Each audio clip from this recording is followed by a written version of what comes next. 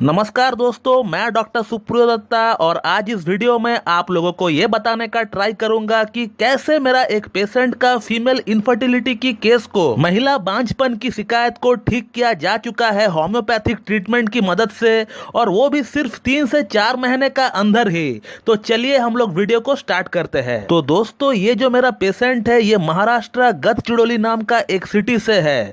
इनका एज है 35 और ये एक फाइनेंस कंपनी में काम करती है और इनका शादी को हुए 6 साल हो चुके थे, लेकिन इनको अभी तक अपना कोई बच्चा प्राप्त नहीं हो पाया है। यानी इनफर्टिलिटी की प्रॉब्लम थी, एक बांझपन की इनको शिकायत थी। और जब शादी का 6 साल हो चुका है और फिर भी ये जो पेशेंट है ये कंसीव नहीं कर पा रही है, तो तब इनको फील हुआ कि कुछ तो गड़बड़ है। तो फिर इन दोनों ने अपना रूटीन की जो इनफर्टिलिटी की जो जांच होती है वो इन दोनों ने ही करवाया है, और जिसमें ये दोनों ही नॉर्मल पाए गए। फिर भी थोड़ी बहुत प्रॉब्लम इस फीमेल पेशेंट में थी, लाइक इनको एमेनोरिया की शिकायत थी।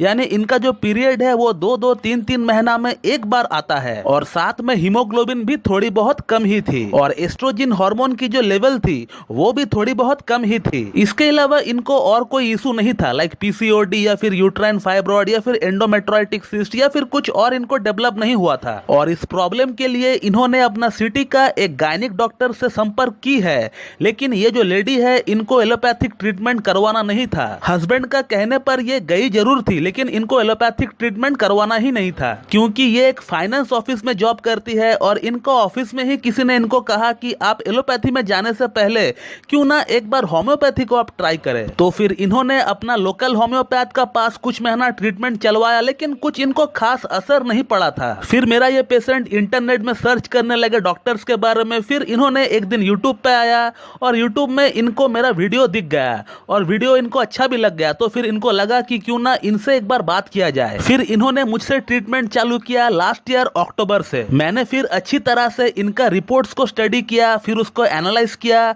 फिर उसके बाद मैंने इनका ट्रीटमेंट को स्टार्ट किया। और इस केस में शुरू से ही मेरा ये फोकस था कि कैसे मेरा इस पेशेंट का पीरियड को नॉर्मल किया जाए, क्योंकि इनका रिपोर्ट ठीक ठाक ही था। इनका रिपोर्ट में कुछ खास गड़बड़ी मुझे नहीं दिखा, और तो और इनका ओवरीज में हेल्दी एग्स भी बन रहे थे, जो कि बहुत ही जरूरी है। तो अगर इस केस में मेरा इस पेशेंट का पीरियड का साइकिल को ही इनका नॉर्मल कर देता हूं, तो ऑटोमेटिकली इनका जो ओव्यूलेशन पीरियड है वो सही हो जाएगा। और महिलाओं में जो सबसे फर्टाइल पीरियड होती है वो है 13th और 14th डे को मानी जाती है।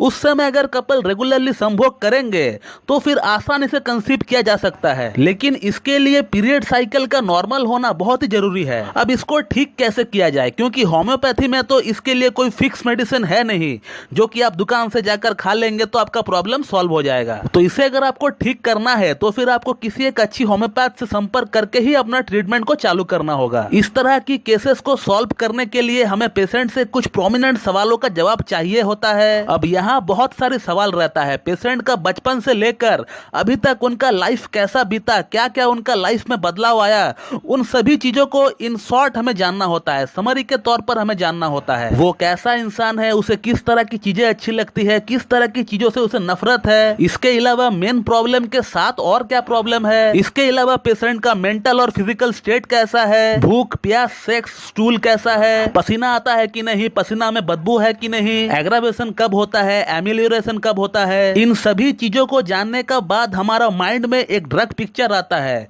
और उसी ड्रग को हम लोग कॉन्स्टिट्यूशनल ड्रग कहते हैं। अब ये तो हो गया कॉन्स्टिट्यूशनल ड्रग, लेकिन इसके साथ हमें एंटी माइस्मेटिक ड्रग भी निकालना पड़ता है, जो कि पेशेंट का पास्ट हिस्ट्री हमें देखकर निकालना पड़ता है। और इन बातों को एनालाइज करके मेरा इस पेशेंट को पहले सिफिलिनम 1 का एक सिंगल डोज इनको दिया गया, क्योंकि सेम प्रॉब्लम इनका माँ को भी था और इनका एल्डर सिस्टर को भी था। So just because it's a constitutional disorder I gave her सिफिलिनम 1 single dose. After that I started with the constitutional drug, और इनका जो कॉन्स्टिट्यूशनल ड्रग निकला वो है नैट्रमोर। तो नैट्रमोर इनको 0/1 से स्टार्ट किया गया, और हर महीना इनका नैट्रमोर का पोटेंसी को हम लोग बढ़ाते गए, और सिर्फ 3 से 4 महीना ही इनका इनका ट्रीटमेंट को हुआ था, धीरे धीरे इनका जो पीरियड की समस्या थी वो नॉर्मल हो रहा था। टाइम पीरियड इनका नॉर्मल होना शुरू हो चुका था। इसके अलावा पीरियड से पहले जो पेन हुआ करता था इनको, वो भी काफी हद तक कम हो चुका था। और इसके अलावा इनका माइग्रेन की समस्या और हेयर फॉल की समस्या भी काफी हद तक कम हो चुका था। और वो सबसे बड़ी प्रॉब्लम जिसको लेकर वो इतना वरीड थे,